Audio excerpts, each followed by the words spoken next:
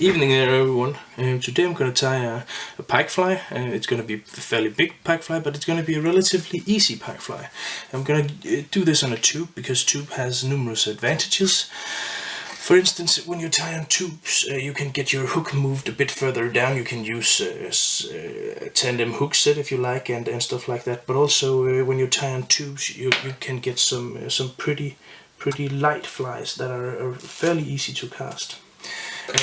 We're gonna use some bucktail, some big fly fibers, some ostrich hurls in XXL, of course a lot of flash, and then finally we're gonna attach one of these fish masks from Flyman, a very cool product. I enjoy it a lot to use. So first of all, taking a bundle of bucktail. This is to make the fly stiff. To make the fly, to make the other materials in this fly stand out and be supported, so they don't just collapse in the water. But this relatively stiff hair, coarse hair, will ensure the rest of my fly will stay voluminous and have a lot of the right movement in the water. So as you can see, I'm just applying some thread here. Taking my my pen tool here from just a ball point pen, something like that. Folding the bucktail backwards, and then I'm gonna tie up to the bucktail, but not on top of the bucktail, to ensure that the bucktail will be forced backwards, but not be forced completely backwards. So in a second you will see the effect this has. As you can see here, you get kind of like a corona effect, and because the bucktail is relatively stiff, this will help to keep the fly to keep the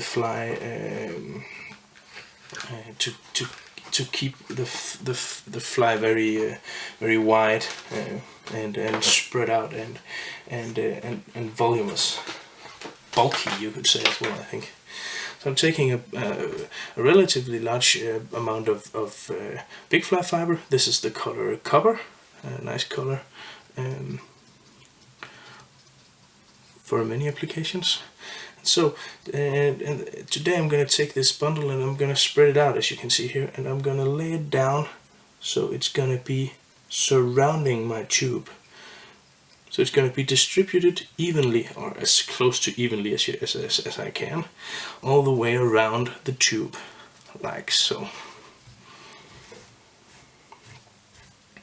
This again will add some bulk, and because of the bucktail, this material will now stand out a bit more and have more volume, more bulk. Cutting off the leftover big fly fiber here. All the stuff I don't need. And now it's time for the flesh. Gotta have flesh in your pike flies. So today we're going to use three different flesh. We're going to use the ever awesome, ever great magnum flashabou, and this is going to be in gold. And as you can see, this is 52 centimeters long. I cannot stress enough how absolutely cool this is, and the amount of flesh you get in a bag is just unbelievable. So thank you very much, Hedron, for making this this product. This is, well, one of my all-time favorites. So taking a bundle of this in gold, like so, just pulling out these fibers here to make them uneven in length. About halfway will make this fly about 30 centimeters long, which is a nice size, I think. Trying to distribute it evenly all the way around the tube here. Applying some thread, turning over the flesh. Again, I could use this one. This is probably going to be easier if I do this. I should have a small clamp here, but for some reason I've misplaced mine. You know, the ones that hairdressers have, or dolls. It's used for small girls use them for doll hair. Those are very good to just keep everything in line, keep everything in check. So, tying once again on top of the flesh here. And you can see this kind of very bulky, very corona, very nice shape this fly is taking now, is getting now. And then we need to take the other type of flash, and this is again the flashabou magnum. This time it's in holographic, and the color here is holographic copper. New color, new edition, at least to my knowledge, a new edition. Well, this is also a very nice color. Just making sure that these strands are a bit uneven. Whipping it around in the air to make sure that everything is straight again. Sometimes when you open these packages of flashabou holographic, they seem to be a bit moist, a bit damp, so they will cling a little together. This will rectify itself as soon as you've used the flash for a shorter period of time, because it will simply dry up and be a bit more smooth to work with. So here is what I'm doing. Applying it all the way around the hook. No, not hook. The tube, of course. The tube here is a future fly tube, a nice tube, and the diameter is 4.6 millimeters. I think I seem to recall. 4.6 millimeters is quite heavy. So what you need is a specific type of tube fly needle, and both Pro Sportsfisher Eumer, which is the one I'm using here, another tube fly company, and also Future Fly, of course, makes tube fly needles that fit these heavy duty big fly tubes. But you probably will, if you have a tube fly needle for regular salmon flies and stuff like that, it's probably not gonna hold the tube here. So you need an additional big fly predator type of tube fly needle. And there you have it, a lot of gold and a lot of copper here, to a very nice color combination. And what we need now is, I'll take a big bundle of, actually the fly is well, not close to done, but we need to tie in 4 more things, and then it's done. First I'm gonna take a bundle of golden brown, or ginger, ostrich in XXL, and as you can see, these are magnificent. I'm gonna gather up this bundle here of ostrich pearls, like this, and these I'm gonna tie so they're pointing forward, because we're going to tie in 2 bundles of these ostrich pearls, 2 bundles of flash, and once that is done, then we're going to turn everything. Use this fish mask to turn everything backwards, because then the fish skull will be filled, but also the materials will stand out and have more volume, more bulk in that way.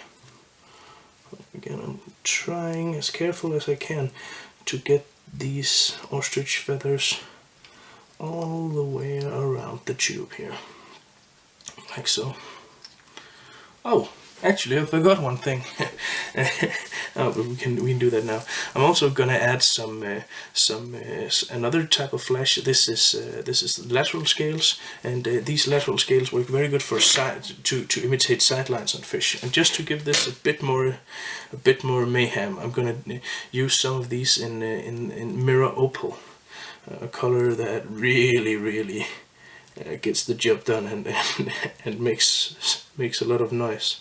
I'm just gonna tie a bundle in of this. Not many, maybe 7 or 8 fibers or something like that, strands of this material. Let's catch the last one there, just to add a bit more vitality.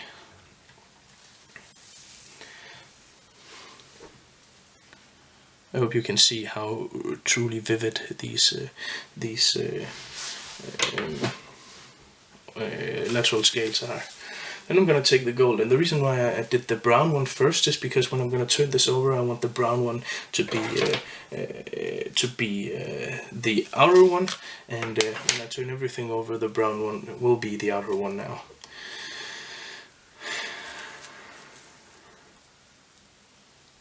Adding some more flashabou in gold, flashabou magnum in gold here.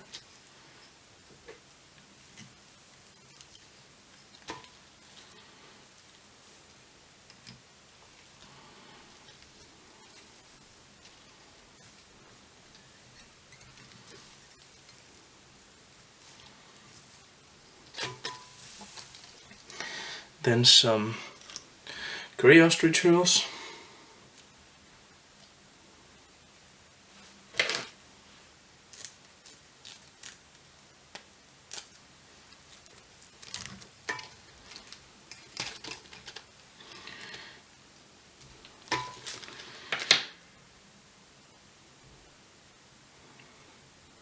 This is, as I said earlier, a relatively light fly. This fly will not weigh very much, so it's going to be fairly easy to cast on a lighter rod. Of course, it's a big fly, but since it's made from materials that don't soak up a lot of water, these materials soak up close to nothing in water. Then this fly is going to be easy to cast, and also because we add this head that is made from plastic instead of creating a very heavy head out of let's say UV curing glue or epoxy, then the fly gets lighter and easier to maneuver and cast in the air. And as I was saying, the head will make sure that the fly will cut very, very neatly through the air. So like that. Oh, this looks good. And then the final part is I'm going to take a bundle of copper flashabou copper holographic flashabou.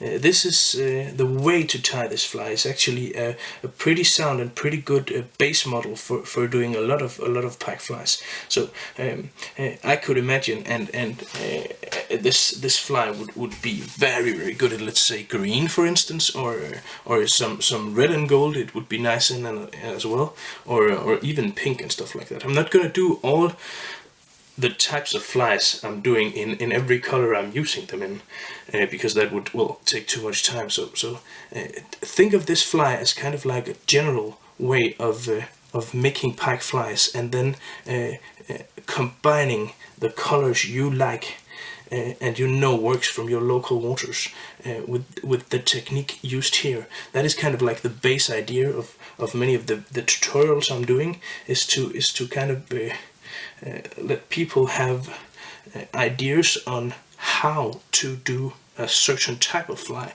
and then just mess around with doing the color schemes that they find most suitable for their habitats, their waters. So finally, I'm gonna do some knots here. I'm gonna just do some. So the final thing that remains is to attach this head, and what we're gonna do is we're gonna help it a bit along the way. So we're just gonna take these materials. Maybe we can do it with the pen tool again, and just hold everything back here. I'm gonna take this. This is the 10mm. You could use a 15mm also if you really like your flies big, but for this pattern I'm gonna use the 10mm. So I'm gonna take the 10mm head here. I'm gonna squeeze this up, and as you can see, this will force all the materials here backwards, but it will also force the materials to stand out I know that gravity is pulling a lot in the fly now, but as you can see, you get a nice looking fly with all these mixed in, and all the materials here are very vibrant and moves independently and individually in the water.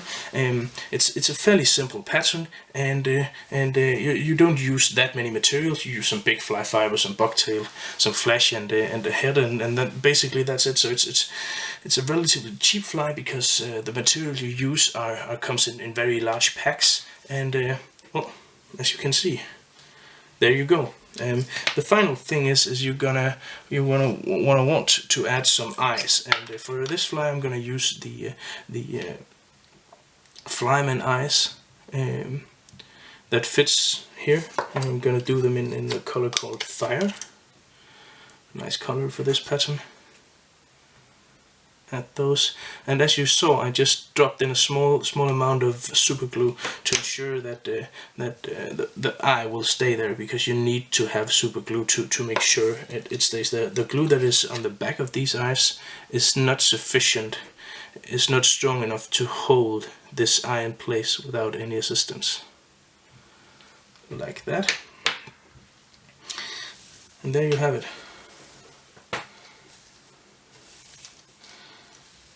Nice, relatively light fly that will move truly awesome in the water, and will because it's durable, it will last to a lot of pikes. Of course, you can if you want to be 100% certain that this head is not moving anywhere, you can just apply a bit of thread out here. It's not something I normally do. I just take it out and cut it off, and then with the lighter I can show you. It's much better. You gotta love that. What I'm doing is I'm just cutting out here, making sure my tube here is expanded, and then I take a lighter and just heat it a bit here in the front to make kind of like the tube will then draw back, and as you can see, I need to expand this a bit here.